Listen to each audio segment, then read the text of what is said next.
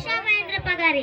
जगाला शांततेचा मान संदेश देणारे महाकारुणी तथागत भगवान गौतम बुद्ध, महाराष्ट्राचे आराध्य दैवत श्री छत्रपती शिवाजी महाराज, स्त्रियांसाठी मूलभूत हक्क मिळवून देणारे क्रांतीवीर महात्मा ज्योतिबा फुले, क्रांतिकारक राघोजी भांगरे, भारतीय राज्यघटनेचे शिल्पकार महामानव भारतरत्न डॉक्टर बाबासाहेब आंबेडकर, तसेच माता अहिल्याबाई होळकर, माता जिजाऊ, माता रमाई, माता भीमाई, माता सावित्रीबाई फुले या सर्व क्रांतिकारी पुरुषांना आणि क्रांतिकारी महिलांना मी वंदन करते. आणि 2025 चे कमिटीचे मेंबर यांनी हा कार्यक्रम आयोजित केले त्यांचे धन्यवाद. आणि मला या कार्यक्रमात भाषणाची संधी दिली याबद्दलही धन्यवाद. मी माझ्या भाषणाला सुरुवात करते. समतेचा बहुतेचा मार्ग दाखवणारे मार्गदर्शक महामानव भारतरत्न डॉक्टर बाबासाहेब आंबेडकर.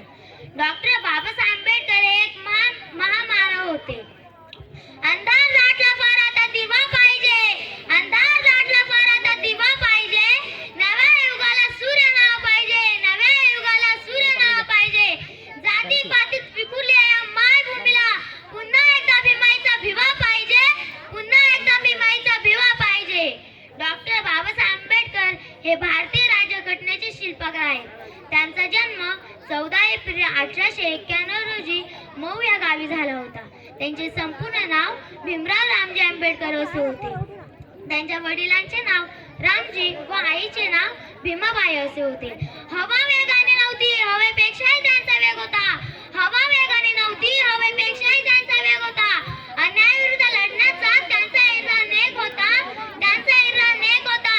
असा भीमाबाईचा लेख लाखात नव्हे तर जगात एक होता, जगात एक होता.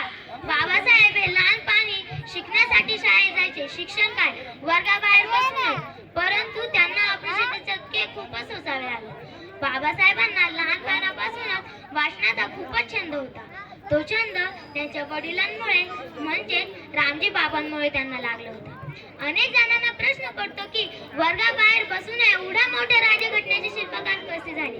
कारण ते आपल्या शालेय जीवनात दररोज 18 तास अभ्यास करत होते आणि आपल्याला किमान फक्त 2 तास अभ्यास करायला कंटाळा येतो. ते तर 18 तास अभ्यास करत होते. डॉक्टर बाबासाहेब आंबेडकर म्हणायचे, एकदा वाचलेले पुस्तक कधी वाचायला भेटले की नाही, म्हणून ते खूप अभ्यास करायचे, खूप वाचायचे. म्हणूनच एवढ्या मोठ्या राज्यघटनेचे शिल्पकार झाले. समाजातील विषमता दूर करून समानता प्रस्थापित करण्यासाठी बाबासाहेबांनी आपले संपूर्ण आयुष्य वाहिले. डॉक्टर बाबासाहेब आंबेडकरांनी भारताला सर्वात मोठ्या आणि समतावादी संविधान दिले. डॉक्टर बाबासाहेब आंबेडकरांचे जीवन आपल्याला खूपच प्रेरणादायक. जगावं कसं, संघर्षातून घडावं कसं, वादळ आल्यावर समोर उभं राहावं कसं, अन्यायाविरुद्ध लढावं कसं, हे त्यांच्या कृतीतून आपल्याला नव्हे तर संपूर्ण जगाला दाखवून दिले आहे. करून जीवनाचे रान दिला सर्वांना समतेचा मान, करून जीवनाचे रान दिला सर्वांना समतेचा मान. अशी भीमरावांची शान, भल्या झुकते मान, भल्या झुकते मान.